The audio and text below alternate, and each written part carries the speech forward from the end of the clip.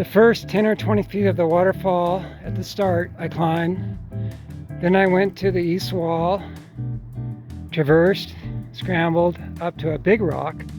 From Big Rock, I stayed in the waterfall, dry waterfall, until I got to the white wall. The white wall is solid. It ends up being a platform that joins the waterfall again. So I'm going to take this red line waterfall now, continue up. Kept climbing up the waterfall after the white wall until I got to this red waterfall with another white wall. I'll figure out this area next. Keep going up the waterfall.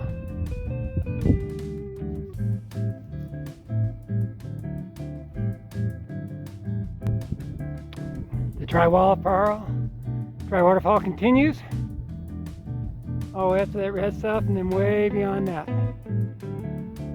9,500, the red section. The red continues.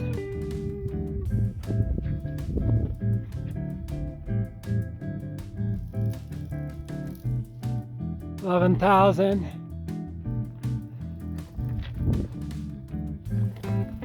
Just cleared the smooth section. I'm gonna look down there and back to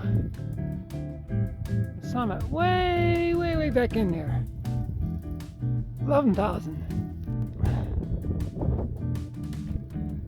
Laurel Mtn, 11812. 3 hours and 50 minutes from the middle of the lake. Go down this route today. Beautiful day.